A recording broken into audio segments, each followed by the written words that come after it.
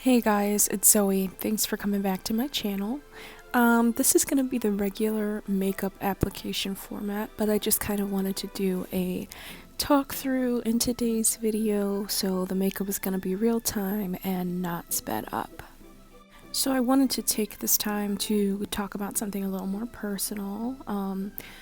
I do love doing makeup, and I'm going to continue to upload looks as I feel inspired to do so, but kind of wanted to talk about something else that's also important to me and very definitive to who I am as a person.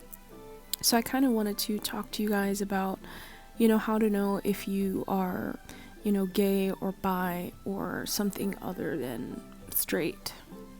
I think it's important for me as a person to talk about topics like this because it's very isolating, or can be very isolating to begin with, but also when you pair being very feminine presenting and cisgendered on top of the difficulties that come with coping with your sexuality, you do tend to feel like an island. It's hard when you don't look gay enough or lesbian enough or bisexual enough, especially if you're not androgynous. For me, I have a very feminine body and feminine features, and I've always looked this way and I choose to look this way, so a lot of people just presume that I'm straight. Unfortunately, that wouldn't be a problem if it didn't isolate you in the dating pool, but it does. It's very hard to signal to other people that you might be interested in them, and it's also very difficult to figure out if they're interested in you. So there's just a lot of confusion and a lot of discouragement, but I just kind of want to talk about my experience and hopefully give you guys some hope. I'll tell you, it's almost impossible to find someone that you're interested in and actually have anything with them if you're unsure about what you want. There are some, I'm sure some wonderful love stories where people were like, oh, I didn't even know that I was XYZ, but now I've been married to the love of my life for 26 years or what have you. And those things are really special, but it's hard to kind of randomly manifest a soulmate when you're not really being intentional, but that's just my opinion. So for me, I didn't begin dating women until I properly, formally came out. So I had to be out to myself, which was the most difficult part, and then I came out to a few of my friends, and then I just started posting about being gay regularly, places that I care about. So primarily like on other forms of social media, so my Instagram and my Twitter, not so much Facebook or anything. The point of being out to myself was definitely the hardest part. It was just something that I'd struggled with for a long time and often tried to overcompensate against. I pretty much felt like I was failing in every facet of my life in terms of my personal beliefs and my Christianity, so I would try and say to myself, oh, well, at least you're not gay. And, I'd feel so much better about myself, even though that was really just a wry joke, but I'd be like, okay, well, maybe you go out too much and maybe you don't fit in youth groups, but at least you're not gay. Could you imagine if you were gay and you were just hiding that this whole time? I grew up in a very homophobic household, and while this did have roots in our faith, I feel like my household would have been homophobic even if I wasn't raised in Christianity. My parents just inherently have a problem or have had problems with gay people, very uncomfortable with what they consider to be the gay agenda. I used to grow up with queer being a bad word, lesbian being a bad word. If you'll notice, I call myself gay. I don't even call myself a lesbian. Really, I'm bisexual, but I don't even use that word. I just use gay because my mom used to say, well, gay means happy. And which is one of the reasons why she resented that as a homosexual identifier as well. But it's the only thing that I can really use right now without being completely triggered. But I just want to make that point. I grew up in a very homophobic household, and while that was kind of hand in hand with Christianity, it would have been homophobic regardless. And I guess I'm making that distinct note here because that's just a certain brand of Christianity. I don't feel like Christianity or belief in Christ or having a personal relationship with Christ requires you to be a homophobe. So that's why I am very much saying that my household was homophobic to begin with. My parents are much older and they are old school. So I pretty much was raised under the notion that homosexuality and sexual activity outside of marriage were the worst sins. With that being said, that definitely set me up to use repression as a recurring tool to cope with any deviant, quote unquote, emotions I might have felt. And when you're raised like that, secret keeping really becomes a coping mechanism, and it's really how you live your life without being in just crippling anxiety or crippling shame or crippling guilt. So secret keeping is very important. So it was easy for me to keep secrets from my parents and from myself. Also, because I was so loved and taken care of and looked after in my household, it was easy for me to keep secrets from myself and to repress certain feelings and emotions, because I would have rather had the acceptance and love and care of my parents, who were my best friends for many years, rather than their rejection or their scorn or to shame them. That being said, I was still very fixated on shame in my own personal life and my own personal experience. As a child, I felt intense guilt and shame all the time before I even had an understanding or a reason why that was there, but I always felt a lot of guilt and a lot of shame, and it definitely intensified in my teenage years. But that, comes with the territory of being secretive and dealing with repression, or rather not dealing with it. So since I didn't deal with it, it did follow me into my adult life, and even as I am an independent adult now, having lived on my own for years and been financially responsible for myself for years, I still feel that same fear and guilt and shame associated with the household I was raised in and the parents that I wanted to impress. It took me a very long time to come out, but it took me an even longer time to acknowledge any of these sentiments. I have a journal entry here from April of this year, April 25th, 2020, and to write the following statement, which says, "This notion of me not wanting men as much is a lot to grapple with, and I somehow keep telling myself I'm wrong. I keep telling myself this couldn't be right, and that I'm just wrong about myself no matter what, and I'll never know what I want. I don't know what makes me more fearful, believing I am doomed/damned to live in sexual confusion the rest of my life, or knowing what I want exactly deep down and convincing myself that I'll never find it, or that I don't really want it.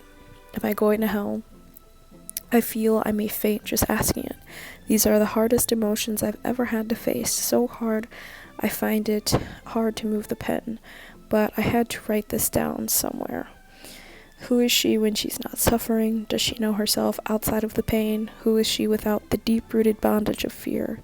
Who is she when she's no longer lonely? Does she still dance without the heartbreak? Who does she think she is when she no longer believes she is done? Who does she have room to be?" I go on to write more and more journal entries regarding this sentiment and really exploring who I could be if I wasn't setting limits on myself or shaming myself.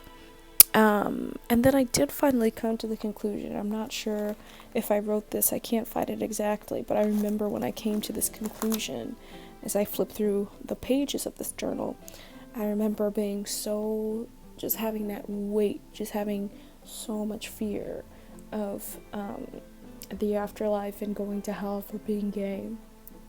And I had been overwhelmed by it for so long, for such a long time, for as long as I could remember from the beginning.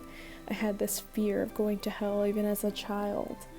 And I finally decided, I was like, this is hell right now, so what can I do to make this a little easier, a little more bearable? And I know it sounds flippant for me to say that, but really it was the worst feeling I had ever felt, and I can't even express to you how much fear and bondage I constantly operated under, and how I woke up every single morning with that weight on my chest, with that weight on my head, saying, if I had died last night, would I have gone to hell because I'm gay, or because I want to date women, or because I want to be gay?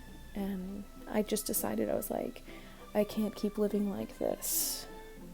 Fortunately, it wasn't just a sentiment that I could pick up and put down any longer either. It wasn't something that I was choosing to fixate on, but it was coming to the forefront, and I could no longer ignore it. And I had acknowledged these feelings about a year prior, maybe 10 months prior, when I was dating my last boyfriend, and I told him I had an interest in women, and I just was really heavy about it.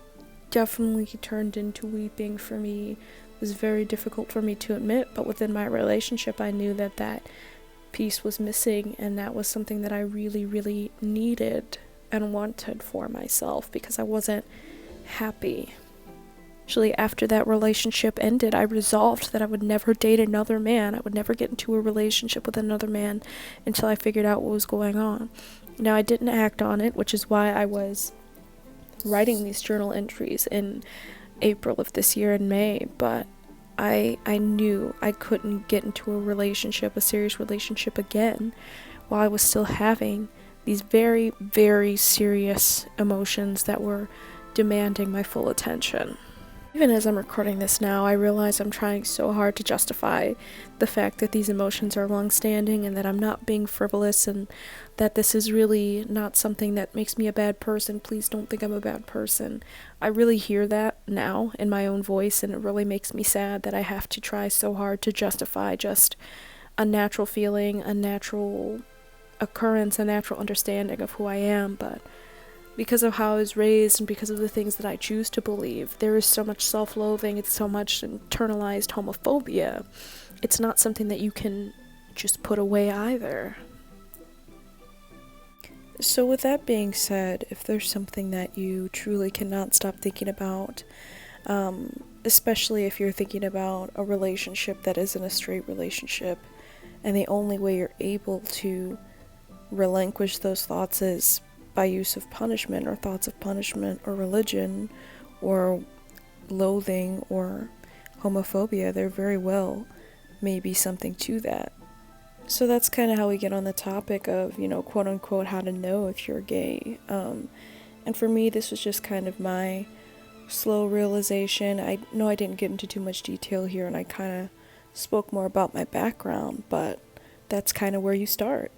So my entire point here is, if there's something that you really want in regard to a relationship and you can't stop thinking about it, or the only way to stop thinking about it is shame, that's a good way to tell that you may not be straight. I'd definitely say explore those feelings, thoroughly write them out, and work through them. And if you have the luxury of therapy or a therapist, definitely seek one so you can have some outside input to help you, but make sure that they're not going to be harmful. I'm happy to do more videos on this topic, especially more personal ones and less general ones. If you feel that it would be helpful, please let me know. Also, I'm going to go over a few Instagram accounts here that have helped me a lot in my education. So the first page is Late to Lesbian. I love this Instagram account. They make me feel so welcome and so not alone. All of their posts really tend to resonate the key emotions that I've experienced in what led me to come out, and all of the repression and people pleasing that I've done throughout my entire life. I also like how diverse and fun this page is and how positive it is. Queer Sex Therapy is another awesome page. This is an actual sex therapist, and she does a lot of deep diving work into social constructs, mental constructs, and how you're feeling. She does that core therapy work and attunes it to a queer perspective, and I really love that she went to Wheaton Bible College, because I'm from Wheaton, and kind of how she overcame that and was still able to come out and have a fruitful, successful relationship, and I love her unbiased advice. Another account I really love is called Shrimp Teeth, and this person also has a master's. I really love her edgy yet simplistic take on queer, monogamous, and polyamorous relationships. She does a lot of great work regarding boundaries, communication, and how we define sex and intimacy. Her takes are extremely refreshing and unique. This is the Shrimp Teeth account. The next account I recently followed and really enjoy is Allgasm. They are a sex therapist or a sexologist, and I really enjoy their illustrations. They take a simplistic approach to explaining just facets of sexuality and intimacy, as well as even psychology, in an easily digestible and applicable way. And this is a really unique account. It's very intersectional and includes everyone. The last account I have to recommend is actually my own, which is at Big Bold Soul. This is my personal account, but it is public, so you can go ahead and give me a follow. I posted my story quite a bit just about personal empowerment and being part of the LGBT community. I would love if you guys followed me, but I'd love it even more if you guys commented any recommendations of people that I should follow who post about the LGBT plus community and personal empowerment. But for now, thanks so much for watching. I really appreciate your time, and I hope you guys enjoyed this video, and if it helped you, go ahead and share it with someone else because we need more visibility and more unity. Thanks. Love you. Bye.